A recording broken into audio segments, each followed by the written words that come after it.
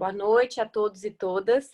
Sejam todos e todas bem-vindos ao nosso curso de machismo institucional da Defensoria. O Dr. Bruno, infelizmente, teve um problema, não pôde participar do evento de hoje para fazer a abertura. Então, eu vou falar rapidamente sobre o tema do nosso curso de hoje, fazer a apresentação da palestrante e passar a palavra para a doutora Melina Fachin.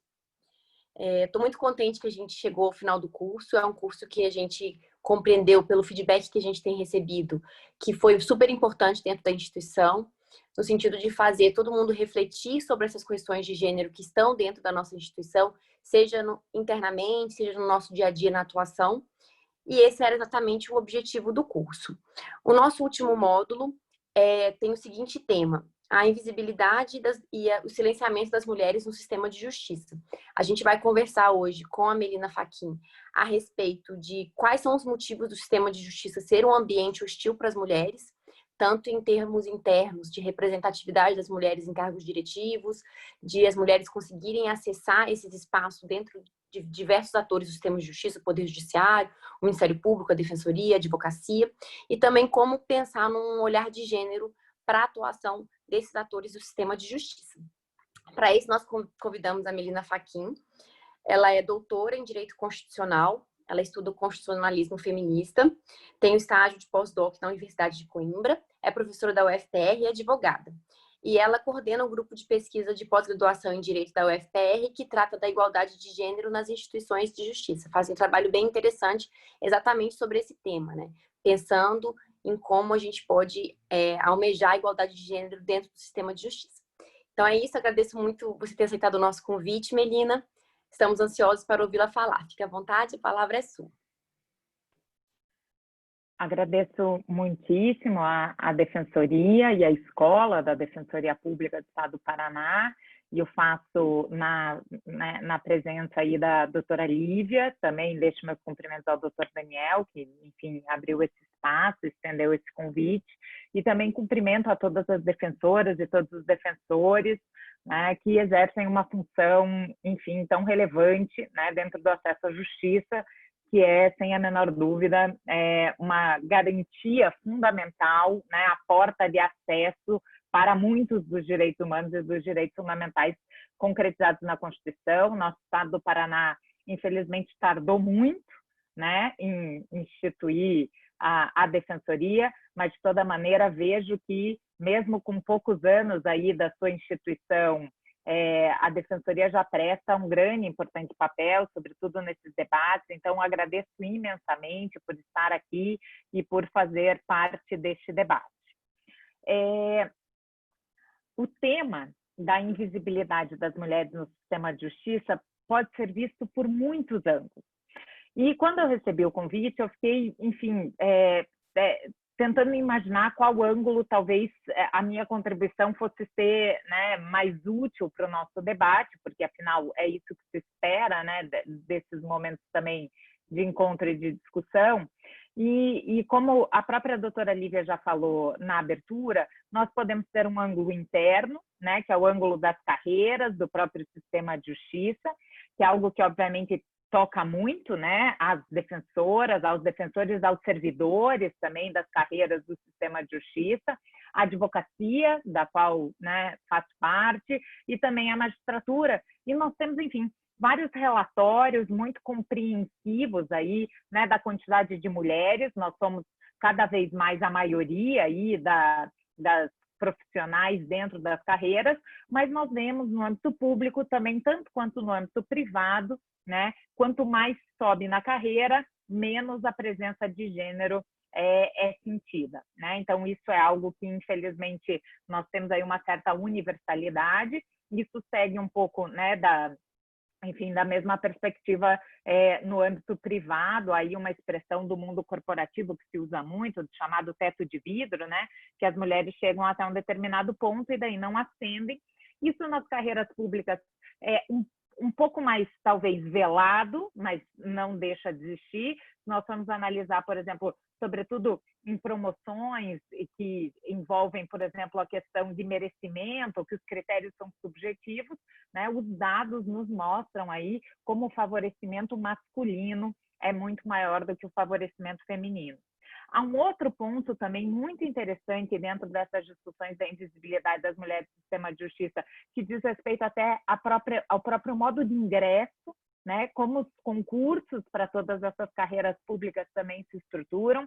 Essa também é uma outra relevante e interessantíssima discussão, né? Inclusive, agora, no momento da pandemia, muitas controvérsias surgiram, porque vários processos seletivos não tiveram mais, enfim, fases, por exemplo, que exigiam aí as bancas ou entrevistas presenciais. Isso levou a um aumento do número da participação das mulheres, o que mostra também como as bancas de seleção também têm um viés, também reproduzem estereótipos e preconceitos, né? Então, esse também poderia ser um outro viés, uma outra abordagem, mas eu achei que dentro do tema da invisibilidade das mulheres no sistema de justiça, o que eu mais poderia talvez contribuir e que talvez mais fosse também interessante para a defensoria é pensar justamente no resultado que o sistema de justiça produz, nas respostas que o sistema de justiça produz àqueles que necessitam dos serviços dos defensores e das defensoras e que não encontram um necessário olhar de gênero, muitas vezes, para alguns casos,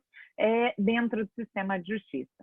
Né? Então, é com essa perspectiva que eu gostaria de falar com vocês hoje, não ignorando, obviamente, toda essa problemática que tem interna corporis, mas aqui eu me permito fazer esse recorte, sobretudo dentro de um viés de vulnerabilidade.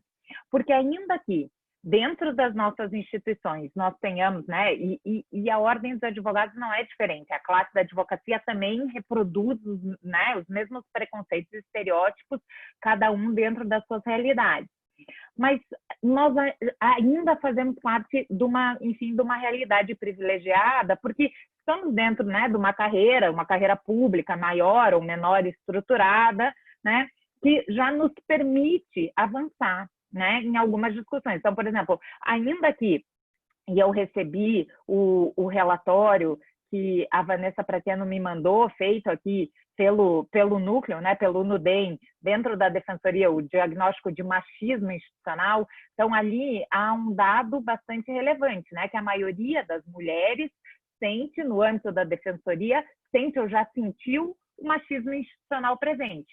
Esse é um diagnóstico, né, que acredito que todas as funções do sistema de justiça compartilhem, né, sem a menor dúvida, isso se torna claro aí nos levantamentos de dados que nós temos sobre essas profissões, mas é um diagnóstico de uma realidade que é privilegiada, de uma realidade de mulheres que, inclusive, estão em instituições que têm esse olhar, que promovem essas pesquisas, que já é algo fantástico, né? Nós temos os dados, termos aí a transparência, né, para saber quais políticas públicas dirigir, né, e do que delas sair, já é um passo adiante.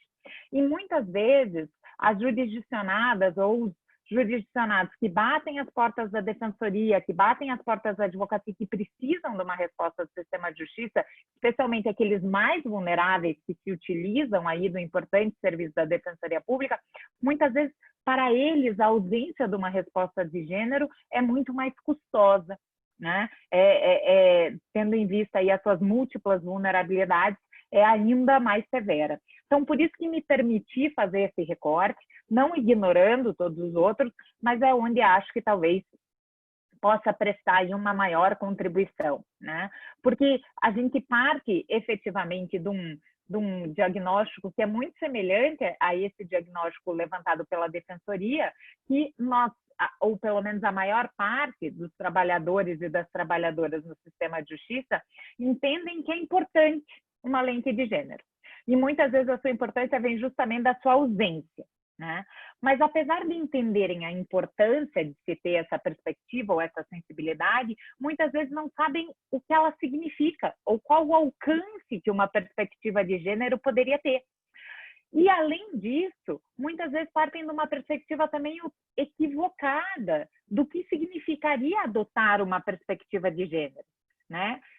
Muitas vezes partindo aí de acepções que seria justamente a ausência de uma diferenciação entre homens e mulheres, né? E muitas vezes também desconhecendo que nós temos um conjunto normativo, inclusive bastante robusto, que nos dá aí não apenas a faculdade, mas também a obrigação de conduzir isso, né? Então, partindo desse dado da realidade, a ideia é justamente trabalhar um pouco como é que a gente pode incorporar essa perspectiva de gênero para tornar as mulheres visíveis no resultado que o sistema de justiça produz, né? Dentro de uma ideia aí mais ampla, né, inclusiva, da proteção do princípio da igualdade, que obviamente minimize as desigualdades de gênero. O sistema de justiça aqui, obviamente, e aqui a gente precisa ter também a noção das competências e das possibilidades. Eu acredito que o sistema de justiça tem um papel muito importante na minimização dessas desigualdades, mas políticas públicas conduzidas, sobretudo pelo legislativo e pelo executivo, também são muito importantes para dar início, né, a programas que sejam mais amplos, de modificação estrutural, efetivamente. E também a necessidade de nós pensarmos aí não só na função jurisdicional, mas na função de todos os atores do sistema de justiça, para identificar e transformar padrões de conduta que favoreçam a desigualdade e a discriminação de gênero, né? E para isso, nós temos aí que romper, e o curso foi muito bem pensado, porque eu acho que isso foi muito trabalhado já nos 2 encontros anteriores, aí, romper com, enfim, o equívoco, né, que a gente pensa de qual seria o papel da mulher dentro dessa estrutura, né, quais são os estereótipos que incidem dentro dessa visão, né, e são estereótipos que muitas vezes perpetuam aí a ausência de um olhar de gênero, a ausência de abraçar uma perspectiva da igualdade e que mantém violência, que mantém discriminação e que mantém abuso, né? Então, ao fim e ao cabo, adotar essa perspectiva de gênero tem como objetivo justamente, né, romper com esse ciclo de violência que a discriminação de gênero produz, algumas violências mais absurdas, né, como, por exemplo, a violência física, a violência sexual, e outras violências também um pouco mais veladas, um pouco menos escancaradas, mas que nem por isso deixam de ser também caracterizadas como uma violência de gênero. E, como eu disse a vocês no início, eu particularmente parto de uma visão do direito constitucional, né, que entende que isso não é, na verdade, uma postura opcional daqueles que fazem parte do sistema de justiça, decorre de uma obrigatoriedade. Nós nem precisaríamos olhar para fora da Constituição, né? O marco constitucional da igualdade, no caput do artigo 5º, e depois o reforço que o inciso 1º do artigo 5º nos dá sobre a igualdade entre homens e mulheres, por si só, já seria suficiente para nos conduzir a isso. Mas não bastasse para aqueles que não, enfim, não se convencem por essa, talvez, norma um pouco mais aberta do texto constitucional, nós temos aí um conjunto importante de tratados e pactos internacionais que expandem o nosso bloco de constitucionalidade, que fazem parte da Constituição e que nos colocam esses deveres, essas obrigações, aí de modo mais expresso e de modo mais explícito, né? Então, a gente parte aqui, e como eu disse a vocês, eu faço parte de uma corrente do direito constitucional que entende que isso faz parte da própria Constituição, ainda que esteja inscrito num tratado internacional, é uma expansão do bloco de constitucionalidade, né? Isso não sou eu que digo pela minha própria vontade, é o nosso próprio constituinte, que lá no parágrafo 2º do artigo 5º estabeleceu isso, né? Quando diz que os tratados de direitos humanos fazem parte do texto da Constituição. E aqui nós temos, sobretudo, quando nós falamos da proteção dos direitos da mulher, 2 convenções centrais e basilares para discutir esse tema e para trazer essa obrigatoriedade de adotarmos uma lente de gênero dentro do sistema de justiça. A primeira delas é a Convenção sobre a Eliminação de Todas as Formas de Discriminação contra a Mulher, que é mais conhecida pelo seu acrônimo, que é a CIDO, que é uma convenção no âmbito das Nações Unidas, né, do sistema global, mais abrangente de proteção aos direitos humanos que nós temos, e uma convenção própria aqui do Sistema Interamericano das Américas, que é a Convenção de Belém do Pará, que é a Convenção Americana para Punir, Prevenir e Erradicar a Violência contra a Mulher. Essas 2 convenções, esses 2 marcos normativos, vão, dentro das obrigações que eles estabelecem, dar aos estados que fazem parte, e o Brasil é signatário dessas 2 convenções, assumiu as obrigações que essas 2 convenções lhes dão, eles vão aí exigir que os estados adotem dentro de todas as suas perspectivas, portanto, o sistema de justiça, sem a menor dúvida, está incluído aí dentro desses deveres de adotar essa lente de gênero, né? A CEDAW, que é essa convenção da ONU, ela é muito importante porque ela é talvez o documento internacional que melhor defina o que é a discriminação contra a mulher, né? Então, aqui eu me permito ler, só para contextualizar, a convenção diz que discriminação contra a mulher é toda distinção, exclusão ou restrição baseada no sexo, que tenha por objeto ou resultado prejudicar ou anular o reconhecimento, gozo ou exercício pela mulher, independente do seu estado civil, com base na igualdade do homem e da mulher, dos direitos humanos, das liberdades fundamentais nos campos político, econômico, social, cultural, civil ou em qualquer outro campo, né? Então, a convenção, ao trazer esse conceito de discriminação, ela nos dá aí, né, uma vasta gama de ações aí que podem resultar na discriminação, e a ideia é justamente essa ideia de prejudicar, né? Como ali o próprio texto da Constituição fala, excluir, restringir, prejudicar, diminuir, é sempre essa ideia de minoração que está envolvido, né, na violação dos direitos da mulher, que é não ver a mulher como um ser merecedor de igual respeito e consideração. E a Convenção invoca, dentre os seus vários artigos, aí, a necessidade dos Estados adotarem medidas tanto negativas, ou seja, o Estado não perpetuar essa discriminação, quanto também medidas positivas, que são as chamadas ações afirmativas, aí para que os Estados adotem, portanto, uma perspectiva ativa para acelerar o processo de igualdade. E dentro dessa perspectiva ativa de aceleração do processo de igualdade, está aí a busca de comprometer os Estados aí que adotem nos mais variados poderes, porque a obrigação internacional ela é indivisível, então ela fala tanto ao executivo, ao legislativo, quanto ao judiciário, para que coíbam a discriminação contra a mulher em todas as suas formas, em especial no âmbito da vida política e judicial, né? Então, dentro dos sistemas aí mais diretamente controlados pelo Estado, para assegurar, obviamente, essa igualdade de direitos, né? Que também, obviamente, implica aí como resultado numa capacidade jurídica idêntica entre homens e mulheres. E para que haja essa capacidade jurídica idêntica entre homens e mulheres, o tratamento não pode ser idêntico, né? E com isso, é bastante importante ressaltar que a CEDAW não está exigindo que, por exemplo, né, falando do sistema de justiça, a gente tenha um tratamento privilegiado com relação às mulheres, né, e os seus pleitos dentro do sistema de justiça.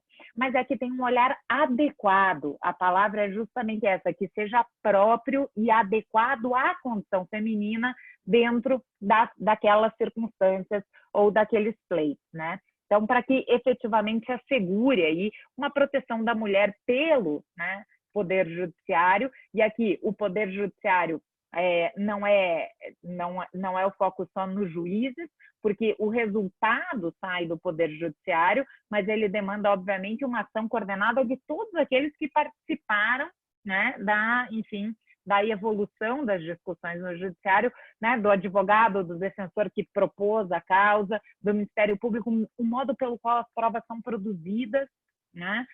Se estamos falando, por exemplo, sobretudo em matéria de violência sexual, isso é fundamental, né? Não revitimizar, né? E, enfim, várias discussões com certeza vocês têm de modo muito aprofundado aí na Defensoria. Só que, obviamente, a Convenção Internacional tem os seus limites e ela estabelece esses deveres para o Estado, mas entende que esses deveres devem ser implementados progressivamente, a depender da realidade e das possibilidades de cada um dos Estados. Mas aqui, implementação progressiva, como o próprio nome já diz, significa algo que esteja em marcha, que esteja em curso. Não pode significar inação, ou seja, não fazer nada, porque a ideia de progressividade já nos remete a essa ideia de algo que está andando, e não pode, e isso em especial com relação ao nosso contexto interno, né, não pode significar retrocesso, né? O princípio da implementação progressiva combina com a ideia de vedação do retrocesso em matéria aí dos avanços e das conquistas. Infelizmente, isso diz muito a respeito da nossa realidade, né? Se nós vamos pegar um único exemplo aí para ficar, né? Infelizmente, a gente vive num contexto tão catastrófico que exemplos não nos faltam. Mas se pudéssemos pegar, por exemplo, o último com relação à portaria, por exemplo, que versa sobre os direitos sexuais e reprodutivos das mulheres, de realizar o aborto dentro das hipóteses legais no sistema de saúde, né? E as limitações sofridas com essa última portaria do Ministério, né? Nós vemos aí efetivamente um retrocesso importante, e isso obviamente vai completamente aí contrário aos termos da convenção da CEDAW. E ao lado dessa convenção do sistema global, aqui nas Américas, houve uma articulação para uma convenção que fosse mais específica, porque a convenção do sistema global ela é contra a eliminação, ela é para a eliminação das formas de discriminação contra a mulher. Então vejam só, e até eu esqueci de fazer esse alerta antes, é muito curioso porque assim, em relação a outras matérias, quando por exemplo a gente fala em outras vulnerabilidades, né, então direitos da criança ou mesmo das pessoas deficientes, é sempre um sentido, né, de proteger esses sujeitos. Na Convenção da Mulher, a ideia é de eliminar a discriminação. Isso já vem no título da Convenção. Isso é muito simbólico, né, que mostra como efetivamente nós temos aí um obstáculo à realização plena da igualdade. E para aprofundar dentro, né, do leque que a Convenção do Sistema ONU coloca sobre as formas de discriminação, aqui nas Américas, em 1994, os países que fazem parte do sistema interamericano fizeram uma convenção específica sobre violência, né? A Convenção de Belém do Pará, que é para punir, prevenir e erradicar a violência contra a mulher. Então, é aqui um recorte um pouco mais específico, né? E é um recorte muito próprio da região, né? Infelizmente, nós vivemos numa região, do ponto de vista estrutural, muito androcêntrica, para não dizer machista, né? Nós temos padrões de discriminação institucionais e estruturais que se retroalimentam e que são aí muito arraigados, inclusive nas nossas instituições do sistema de justiça, né? Então, a Convenção de Belém do Pará, ela vem para aprofundar essa proteção e, mais uma vez, exigir ainda mais dos estados esse dever de romper com o ciclo da violência de gênero, né? Então, a Convenção de Belém do Pará, ela reconhece especificamente, né, a violência contra as mulheres como um fenômeno generalizado, como algo, né, que enfim, é uma endemia na nossa região, que alcança, infelizmente, a todas as mulheres, sem distinção de raça, de classe, de religião. Obviamente, né, os dados nos mostram que existem mulheres que são mais vulneráveis à violência, esse tipo de violência, do que outras, né? As mulheres negras, por exemplo, aparecem, infelizmente, no topo das estatísticas, mas, ainda assim, é uma violência bastante, entre muitas aspas aqui, democrática, porque afeta aí aos mais diversos significados, né, plurais que a expressão feminina pode ter. E a violência aqui se define, né, como qualquer ação ou conduta baseada no gênero que cause morte, dano, sofrimento físico, sexual ou psicológico à mulher e que ocorra tanto na esfera pública quanto na esfera privada, né? Então, a Convenção de Belém do Pará afunila um pouco mais aí a proteção especificamente das mulheres com relação à violência e coloca a necessidade de que os estados modifiquem os seus padrões socioculturais, modifiquem as suas instituições e, sobretudo, as instituições que dão resposta, né, a essas violências, e aí o sistema de justiça é a porta de entrada, né, para essa resposta. Então, que essas instituições modifiquem padrões socioculturais para eliminar preconceitos e, obviamente, romper com esse ciclo que coloca a mulher numa situação de inferioridade que legitime o uso da violência, né? Então, aqui, há ainda mais uma interlocução, a meu ver, mais direta com as obrigações que o sistema de justiça assume. não bastasse isso, né? Assim, então, temos o texto constitucional. O texto constitucional não bastou. Temos as convenções internacionais, a CIDO e a Convenção de Belém do Pará. Não bastasse isso, a Corte Interamericana, que é o órgão jurisdicional do Sistema Interamericano de Proteção aos Direitos Humanos, do qual o Brasil faz parte, assinou e reconhece a sua jurisdição desde 1998, tem uma jurisprudência bastante importante e sólida que concretiza quais são esses deveres, o que se coloca para o sistema de justiça quando uma violação com relação aos direitos da mulher é percebida. Então, a Corte Interamericana, à luz, sobretudo, da Convenção de Belém do Pará, nos dá aí, ela como é intérprete autorizada da Convenção, nos dá a dimensão do que isso significa para o sistema de justiça.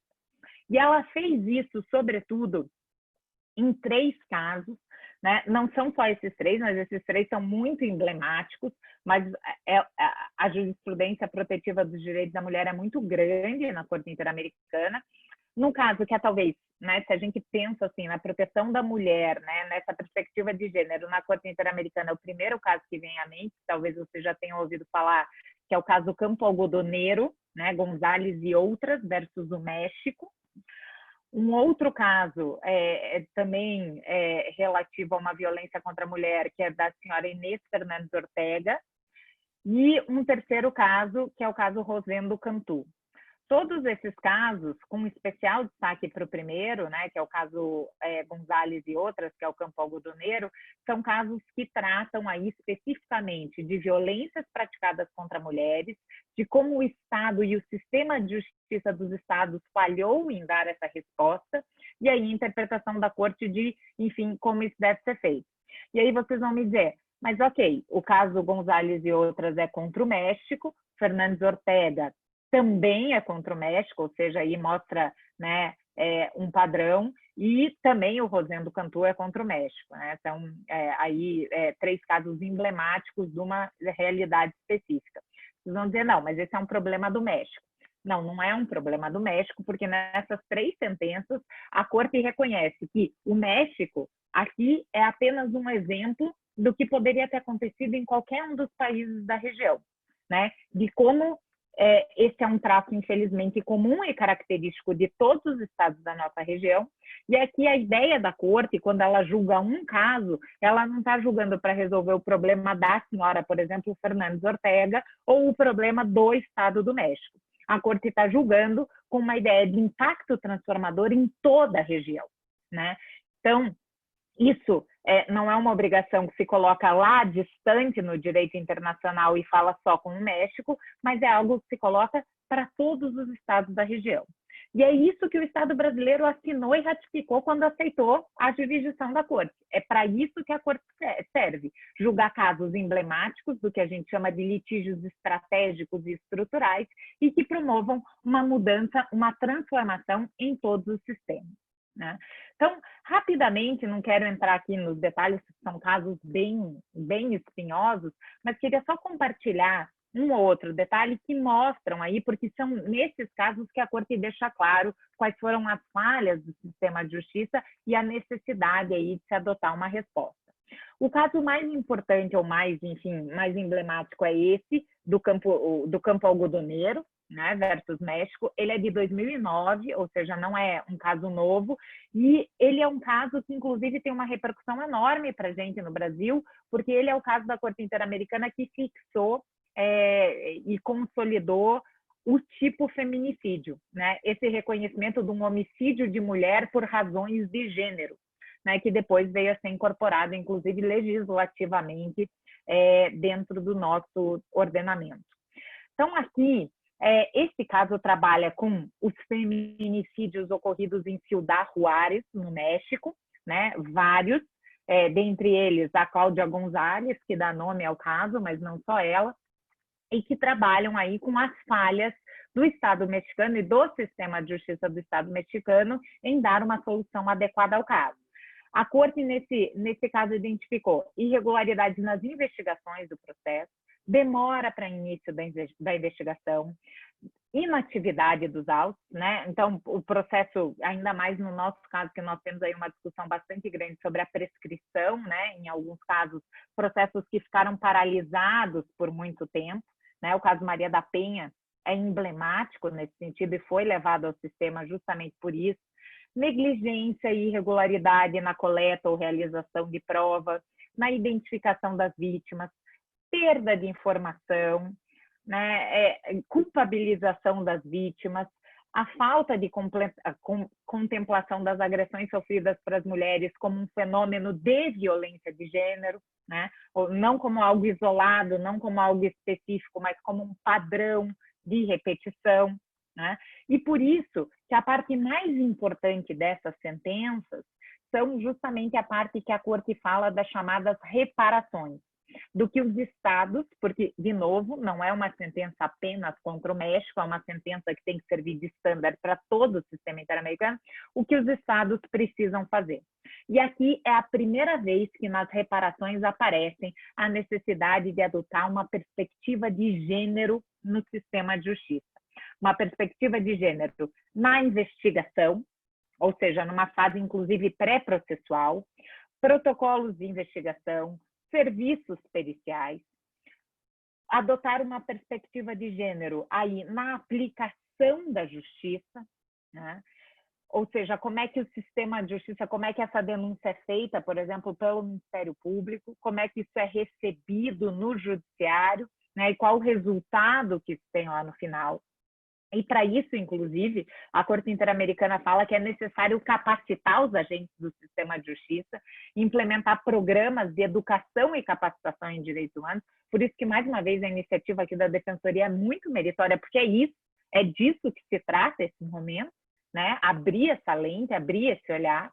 E aqui eu me permito, se vocês me permitirem, eu só queria ler um trecho da sentença para vocês verem como a Corte é incisiva nesse sentido. Ela fala que a influência de padrões socioculturais discriminatórios tem como resultado uma desqualificação da credibilidade das vítimas durante todo o processo no sistema de justiça, em casos, sobretudo, de violência, que envolvem conduta sexual, em especial quando há uma relação de parentesco com o agressor. Então, vejam, naqueles, inclusive, processos mais delicados, em que envolve ali, muitas vezes, né, violência doméstica, a Corte ressalta a importância de romper com esses padrões, com esses estereótipos e com esses preconceitos, né?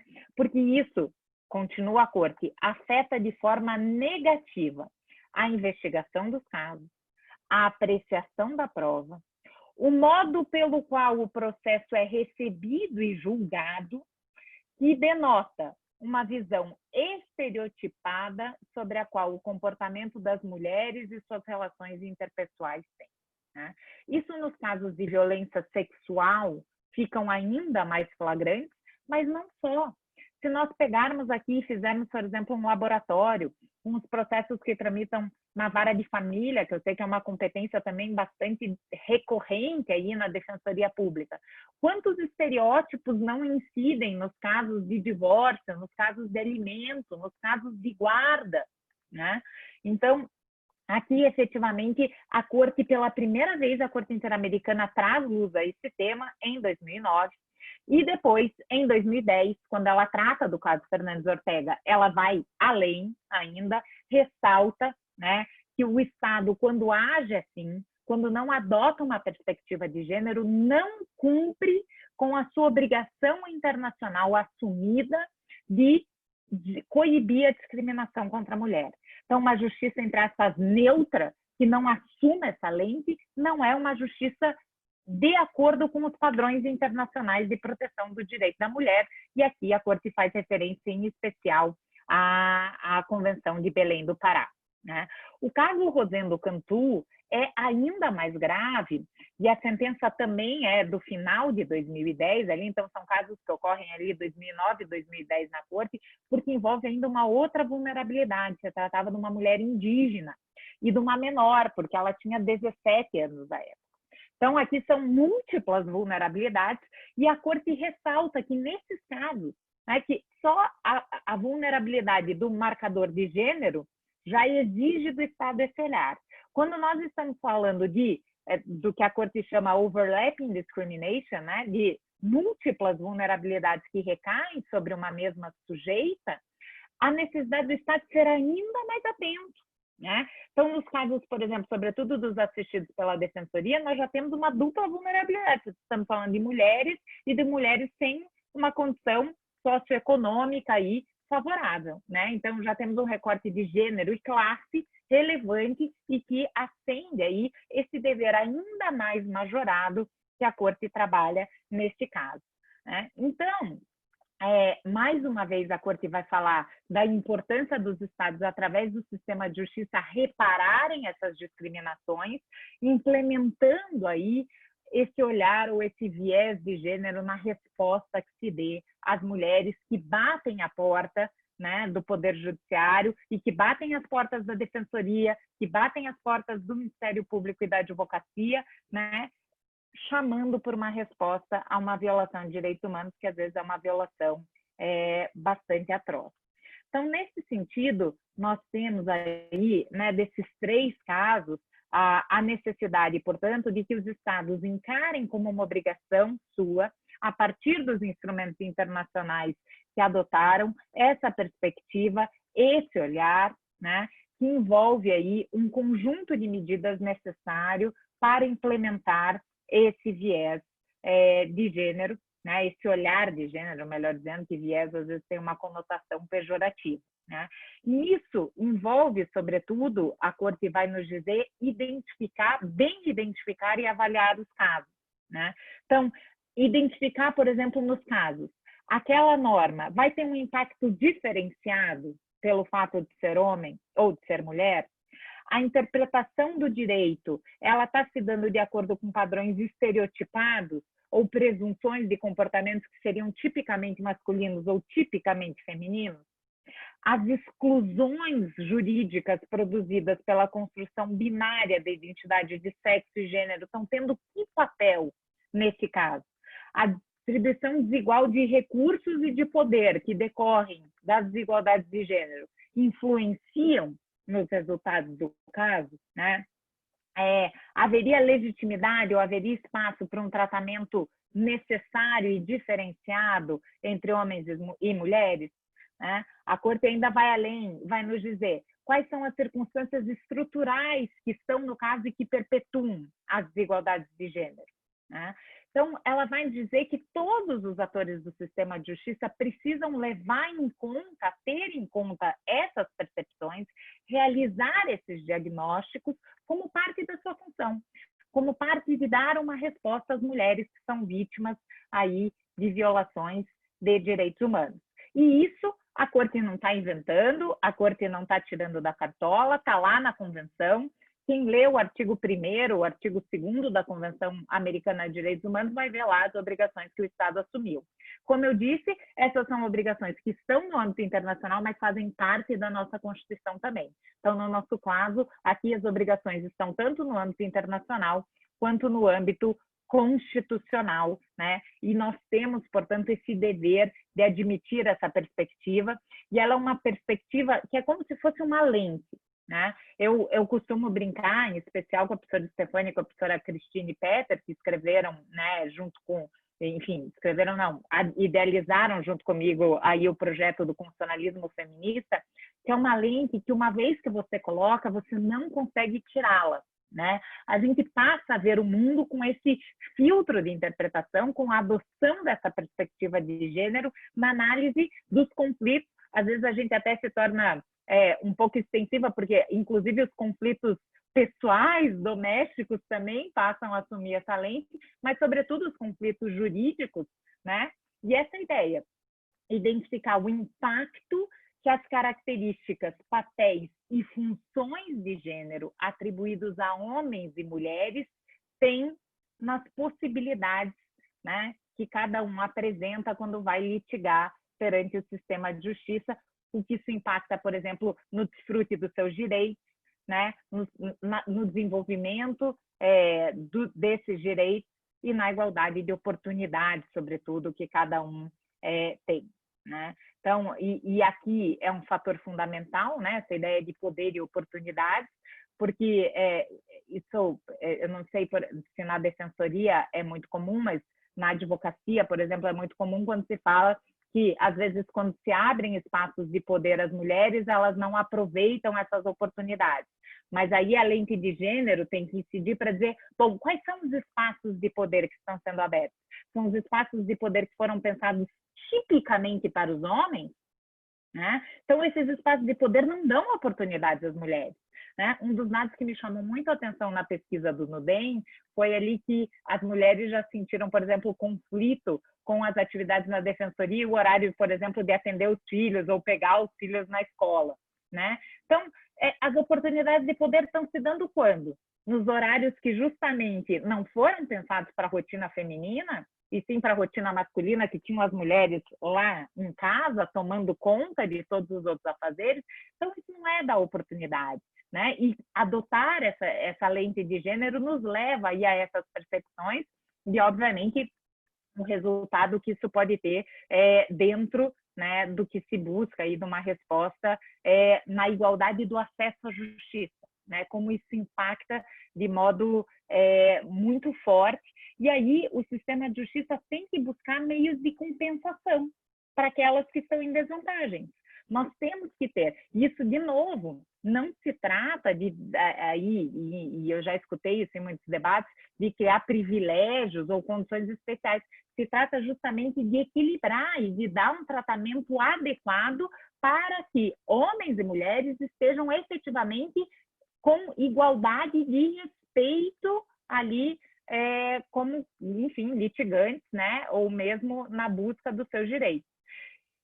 E o sistema de justiça surge, então, e isso está lá também nessas sentenças da Corte Interamericana, surge como uma correção, como uma possibilidade importante de corrigir essa subrepresentação, essa representação ineficiente das mulheres.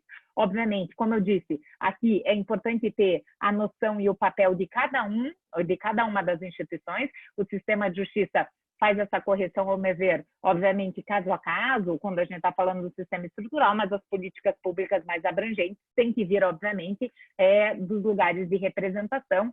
E daí, mais uma vez, a gente fala na importância de se abrir oportunidades políticas às mulheres, mas que sejam efetivamente adequadas às vidas das mulheres, né? Infelizmente, nós tivemos, do ponto de vista aí recente, né, uma deturpação política enorme da participação das mulheres, né, nos partidos, as candidaturas laranjas, né? Estamos à beira de uma eleição municipal, vamos ver como é que isso, né, também se comportará nesse pleito. E já me encaminhando para o final, o Estado do México, depois de ter tido essas várias violações, fez algo muito meritório, que a Suprema Corte Mexicana fez um protocolo a partir dessas condenações múltiplas para assumir uma perspectiva de gênero. O nome é para julgar com uma perspectiva de gênero. Eles não têm um olhar tão abrangente ao sistema de justiça, o foco é um pouco mais, né, no resultado do processo do que propriamente na cadeia do processo, e essa eu acho que é uma crítica relevante que se pode fazer, porque, como eu falava aqui com a doutora Lívia um pouco antes de nós começarmos, nenhuma sentença vai adotar uma perspectiva de gênero se isso não tiver desde o início do processo, né? Até mesmo por uma questão da própria formalidade processual, da descrição ao pedido, né? Mas isso tem que ser provocado. E aí as partes, a defensoria, a advocacia, o Ministério Público tem um papel fundamental nisso, né? Sobretudo quando a gente está falando aí de mulheres que dentro de si aí tem, enfim, sobre quais recaem múltiplas vulnerabilidades, aí um olhar ainda mais sensível, né? Então, esse protocolo mexicano vem até como uma resposta do Estado do México aí para responder, né? Por que tantas violações num curto espaço e num curto período de tempo? Mas o mais importante não foi o protocolo, foi o que se seguiu depois. Um conjunto bastante relevante de capacitação dos agentes do sistema de justiça, né? Para saber lidar com o protocolo, né? Para pôr essa lente efetivamente, né? Para ter essa noção de que as mulheres também são múltiplas, né? Quando a gente fala em mulher, a gente está falando num universo muito complexo, muito plural, e que as mulheres não sofrem discriminação num vazio, elas sofrem dentro de um contexto econômico, de um contexto social, de um contexto político, cultural, que precisa ser considerado na resposta que o sistema de justiça vai dar a essas mulheres. E dentro desse protocolo do sistema mexicano, 4 vertentes ou 4 grandes linhas foram pensadas, né? Então, a primeira delas é estabelecer qual que é o marco normativo mais adequado. Então, se eu quero ter uma resposta de gênero, qual que é a norma que vai melhor responder isso?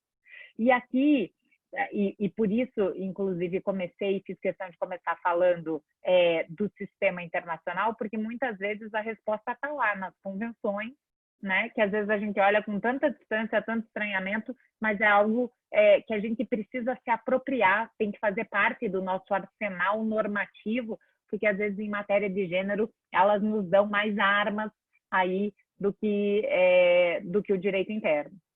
A segunda questão é, depois de estabelecer um marco normativo, argumentar, né, mostrando as desigualdades, detectar aquele processo de identificação, como essas desigualdades impactam naquele caso. Terceiro, aqui é quase que um aspecto metodológico que o protocolo usa, usar uma linguagem que seja inclusiva e não invisibilizadora, né? Ou seja, a própria linguagem, que o próprio discurso jurídico não seja ele a fazer a exclusão, né? E, na medida do possível, aí tentar trabalhar ou identificar precedentes para ir construindo, né, uma jurisprudência que seja sólida e forte no campo de gênero, com argumentação e com o significado que aquela sentença tem. Isso pode parecer muito básico, mas se a gente for pegar as nossas grandes discussões, né, que envolvem gênero e reconhecimento dos direitos das mulheres, nós vamos ver que muitas vezes elas não adotam um critério hermenêutico adequado, elas não reconhecem e nem evidenciam os preconceitos que as mulheres sofrem, e muitas vezes elas revitimizam as próprias mulheres, né, que buscam no sistema de justiça uma resposta adequada. E aí, para finalizar, para que a gente possa ter um espaço de debate, eu queria trazer a vocês um caso só, que é um caso que, enfim, acho que ficou bastante conhecido aí nas discussões, que é a questão da igualdade de gênero nos concursos públicos, sobretudo, né, um precedente que se formou no STJ, em que falava que a gravidez de uma das candidatas concorrentes ao concurso não justificava a remarcação de teste físico para a realização daquele concurso, né?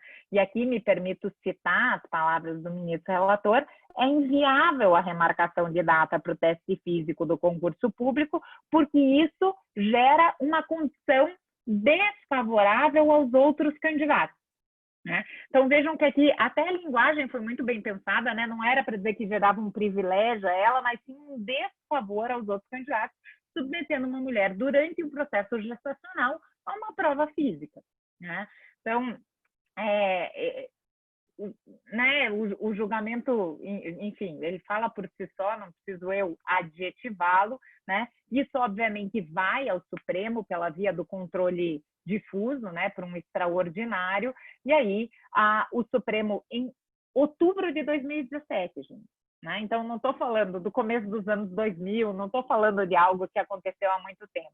É uma jurisprudência muito recente que o Supremo decidiu e depois fixou isso como tema de repercussão geral, que é o tema 973, né, que é constitucional remarcar um exame físico para uma candidata que esteja num momento físico extremamente excepcional e atípico, que é uma gestação, e que isso não gera nenhum desfavorecimento aos outros candidatos. É sim, na verdade, uma norma, né, de reconhecimento das especificidades de gênero, e atende, o relator foi o ministro Luiz Fux, recém-impostado presidente do tribunal.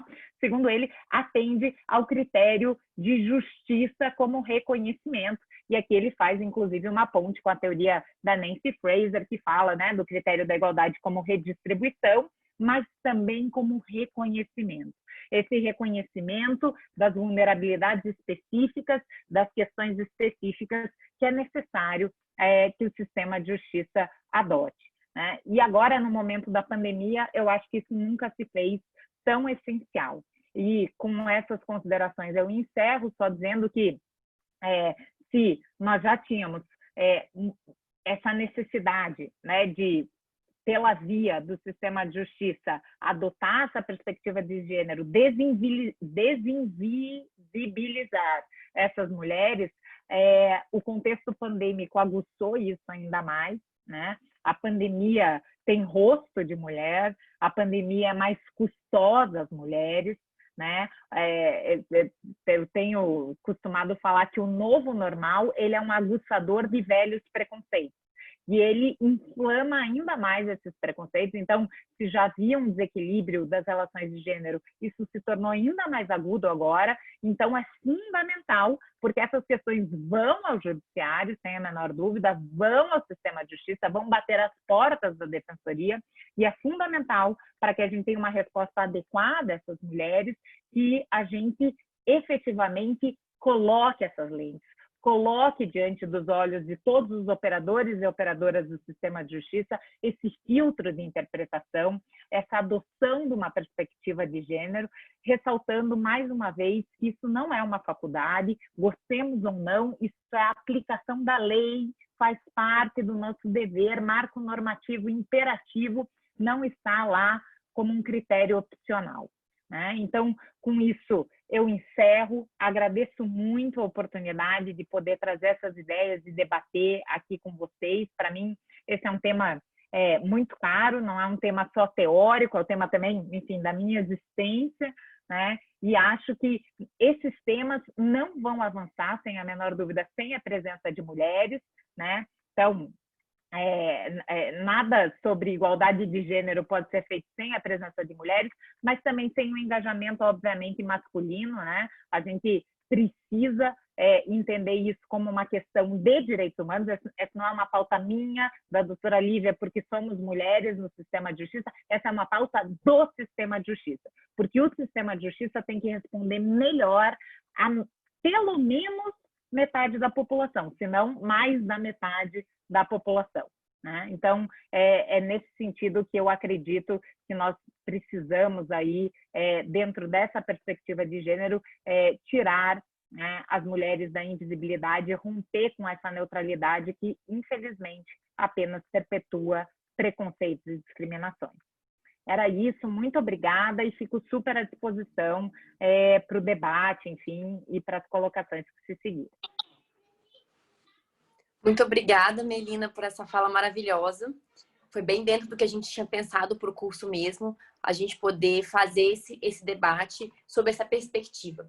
Eu tenho uma pergunta, né, sobre esse tema. Já apareceram 2 outras perguntas aqui no chat. Eu peço que, se alguém tiver alguma outra pergunta, já faça de uma vez para a gente poder fazer e encerrar o nosso curso. A minha pergunta é a seguinte, Melina. Há alguns anos atrás, a gente teve uma discussão dentro da defensoria, e que é uma discussão que tem pipocado em outras defensorias, né? Nós, dos NUDEMs, das defensorias do Brasil, a gente tem um diálogo muito profundo, e também as defensoras do Brasil, a gente criou uma coletiva de defensoras. Então, os temas a respeito de machismo, seja dentro da nossa atuação institucional, seja em termos internos, a gente sempre discute, e é algo que eu acho que enriquece muito, né, e fortalece essa pauta.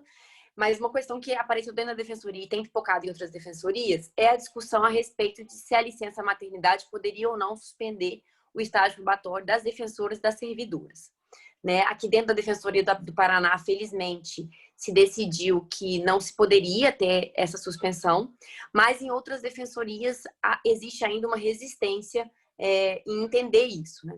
E aí a gente tem a situação que homens, servidores e defensores têm uma licença paternidade de 5 ou 20 dias, então ainda que eles tenham que pagar esse tempo, né, dentro do estágio probatório, é algo muito simples, né, 20 dias, e as mulheres têm essa licença de 6 meses. E a gente sabe que a discussão também é a respeito da licença maternidade, da licença paterna, ou da licença igualitária, ou dividida, como existe em alguns países. É uma pauta do direito das mulheres, né? Não necessariamente colocar isso para a mulher, mas entender que é um direito da mulher. E eu queria perguntar para você, essa obrigatoriedade que você coloca dessa lente, né, dessa perspectiva de gênero, ela poderia ser aplicada nesse caso? Você acha que daria para, em outros estados, se pleitear, por exemplo, a anulação de uma deliberação que estivesse colocando a licença maternidade como causa de suspensão do estágio probatório? Doutora Lívia, eu agradeço muito a sua pergunta e eu passei por a mesma situação na Universidade Federal do Paraná. Eu estava em estágio probatório quando engravidei da minha primeira filha e o meu estágio probatório foi suspenso, né? Eu tive essa circunstância, né? Então, e isso, além, enfim, da questão do estágio probatório suspenso, isso depois tem um conjunto de reflexos, sobretudo, né, na contagem do tempo, para depois pedir para, né, a progressão na carreira.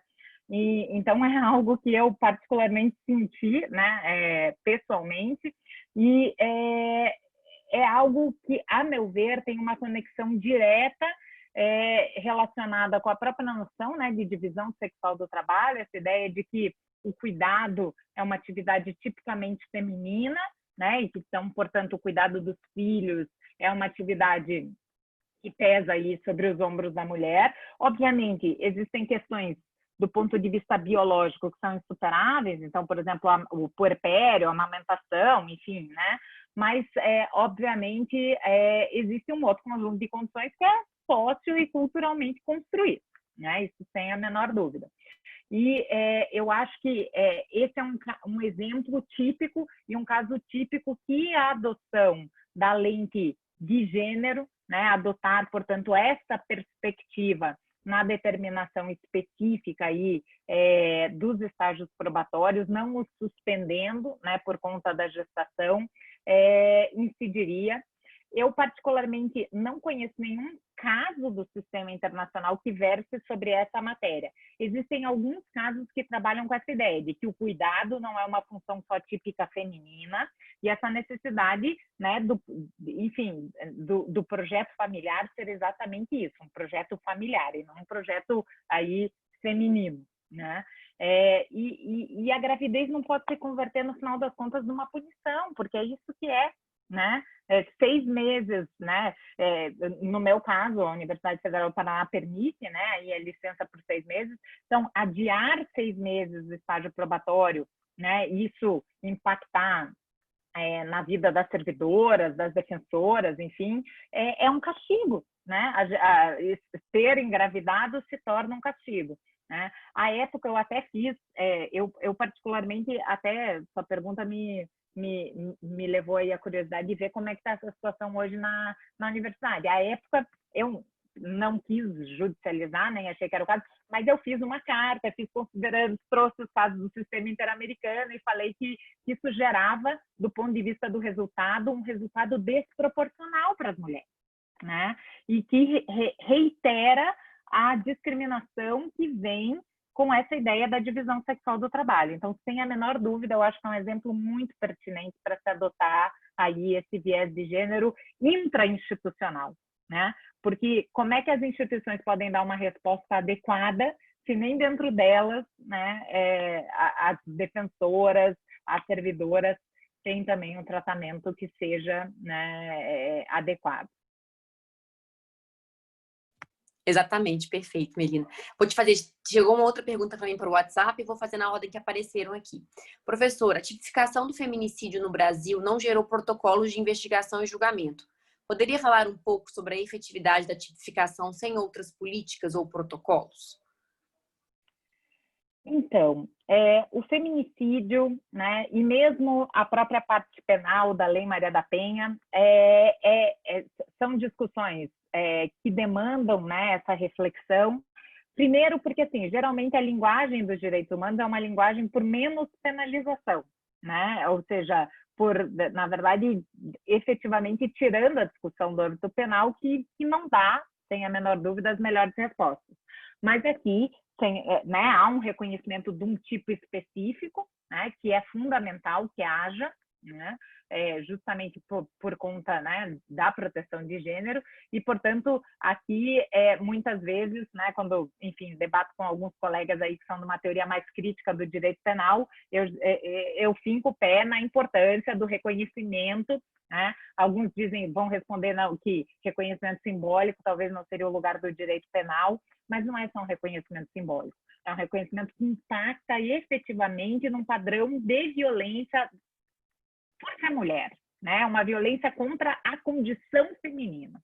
Então, não é um homicídio, é um homicídio motivado contra uma mulher pelo fato dela ser mulher, pelo fato de ver no outro um ser menor, né? E, portanto, passível da violência. Então, isso eu acho fundamental. Eu acho que é um primeiro e importante passo, mas sem a menor dúvida, né? É um passo que demanda uma ação e todo um protocolo posterior que a gente ainda não tem. Ainda não temos com a Lei Maria da Penha, né? Quantas varas especializadas nós temos no estado do Paraná, né, com relação à violência contra a mulher, né, a violência doméstica.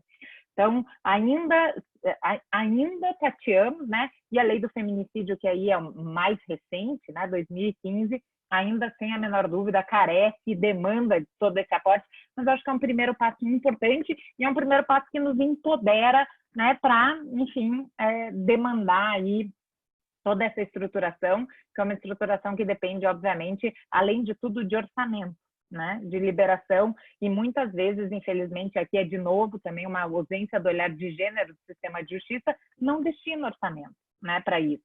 Então, mesmo para a própria estrutura das varas, por exemplo, do juizado da violência doméstica, né? Essa é uma reclamação que não é minha, é das servidoras, das juízas, dos juízes que estão lá, né? A ausência e a carência.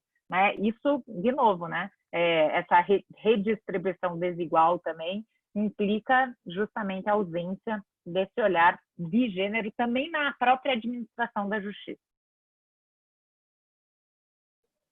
Ótimo. Outra pergunta, acho que você acabou falando um pouquinho, Melina, mas eu vou repassar. Já é possível estimar o impacto do isolamento social com o aumento do trabalho doméstico e de cuidado das crianças para a representatividade feminina nas carreiras jurídicas? Então, eu acho que assim, é muito difícil mensurar isso agora, né? Apesar de nós estarmos aí caminhando já para 6 meses, né, desse pandemônio da pandemia. Então, acho muito difícil a gente ter um diagnóstico preciso dentro desse momento, mas uma coisa que eu acho fundamental é que a gente tenha cada vez mais levantamento de dados, para que a gente possa, nem que seja numa análise retrospectiva, entender esse momento, mas sem a menor dúvida, é um momento que custa muito mais às mulheres, né? Por exemplo, do ponto de vista acadêmico, né? Há várias revistas, instituições internacionais, por exemplo, denunciando o número de submissões, né? Tem um relatório recente seu da chamada Parenting on Science, né? Dos pais na ciência, e que mostra o decréscimo vertiginoso das submissões de trabalhos e de pesquisas de mulheres com filhos, por uma questão simples de que se as crianças estão em casa, justamente por conta daquela velha visão da divisão sexual-trabalho, o cuidado cabe às mulheres, né? Então, são elas que estão, né, com os deveres majorados com as tarefas domésticas, que muitas vezes eram atribuídas aí a pessoas que eram contratadas para fazer esses serviços, né, como, por exemplo, diaristas, domésticas, e que justamente com as restrições acabam novamente onerando mais as mulheres, né? E isso, só ressaltando, de novo, que é uma visão das mulheres privilegiadas, são aquelas mulheres que podem fazer home office, que têm uma estrutura que permita, né, um acesso à internet, um computador em casa, porque, enfim, muitas mulheres não podem, muitas mulheres não tiveram, né, nem essa possibilidade de deixar, enfim, aí de trabalhar, e algumas delas que necessitavam se viram do dia para a noite sem seu sustento, né, porque foram dispensadas das suas funções aí, muitas vezes da economia informal, porque as mulheres também são grande parte do contingente na economia informal, né, nos trabalhos informais, e acabaram aí, obviamente, tendo ainda mais dificuldades, né? 30% das famílias brasileiras são lideradas só por mulheres, né? Essas mulheres, grande parte delas, sustenta a sua família dentro de postos de serviços na economia informal. Então, isso, sem a menor dúvida, tem um baque enorme, né, na função aí, né, em uma repercussão nas mulheres. Eu não saberia mensurar isso, e dentro do sistema de justiça, eu particularmente desconheço um diagnóstico mais abrangente.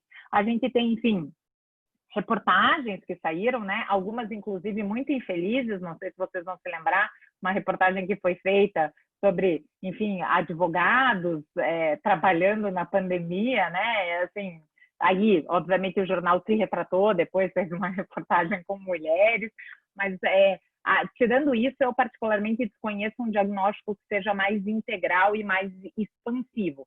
Agora, a gente tem, né, relatos, eu falo especialmente do lugar da onde eu venho, que é da advocacia da OAB, relatos, por exemplo, há 2 semanas atrás, recebi o relato de uma colega que pediu para que a sustentação oral dela fosse realizada para o final da sessão, porque ela tinha um computador só em casa e o filho tinha aula naquele momento. E o pedido foi negado e o fundamento era, olha, se fosse tão importante assim, enfim, dava-se um jeito, né?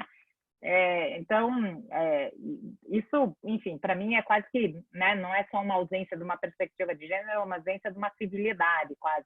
Mas, de toda maneira, eu conheço isso. Então, relatos, né, coisas mais esparsas dentro do sistema de justiça.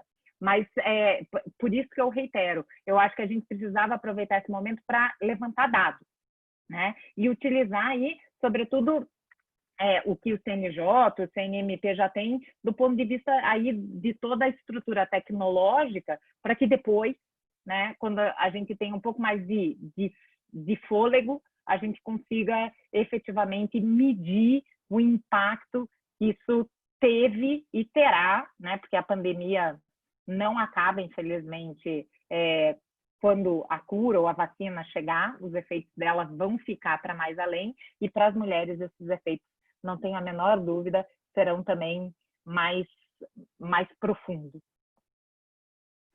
Com certeza. Agora, a última pergunta, Melina. Queria perguntar qual é a sua opinião sobre a resistência dos tribunais de justiça em estabelecer como competência do juizado de violência todos os assuntos que repercutem a situação de violência. E não somente medida protetiva, mas englobar também as ações de família e ações cíveis. A questão dos juizados híbridos, né?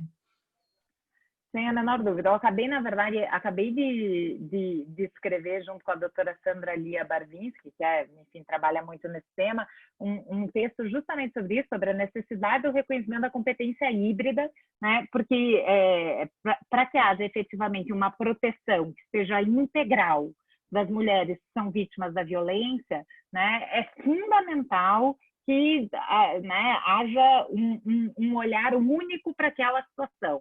Né? Não dá para parte ficar no juizado, parte está lá na vara de família, e daí visita sendo estabelecida e uma medida restritiva, porque ela não... Então, assim, essa não é uma resposta adequada, né, que se espera do sistema de justiça. Né?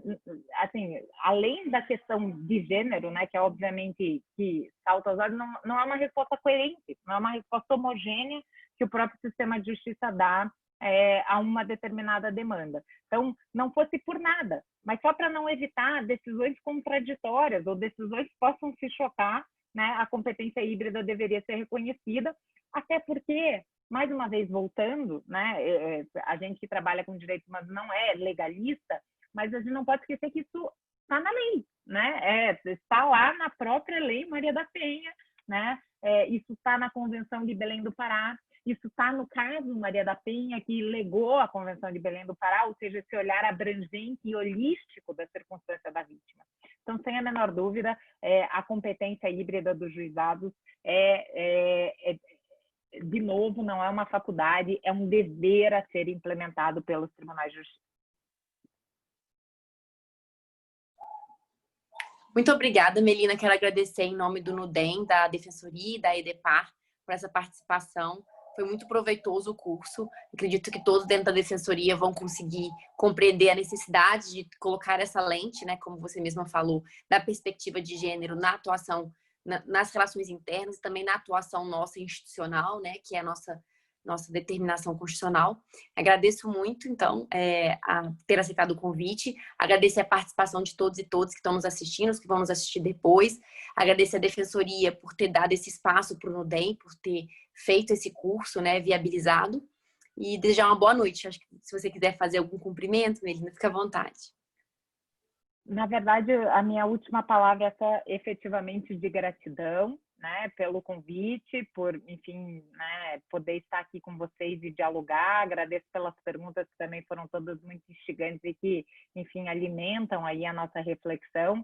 E a minha gratidão redobrada por esse ser um tema, né, que está sobre os olhos e os cuidados aí de vocês na formação, né, do público interno, da defensoria, que presta um papel tão importante, e porque isso, enfim, num momento tão difícil, né, da nossa existência, que é um momento de uma crise que não é só sanitária, é uma crise política, né, uma crise social dentro do nosso contexto nacional, honestamente, pelo menos me acalma um pouco a alma saber que esse é um tema aí que outras pessoas também partilham com inquietação, com reflexão, e eu não tenho dúvida, não é só porque eu tenho duas meninas, mas eu não tenho dúvida que o futuro é muito mais feminino do que a nossa realidade é hoje. Com certeza. Muito obrigada. Boa noite a todos e todas. Até mais. Tchau, tchau. Muito obrigada.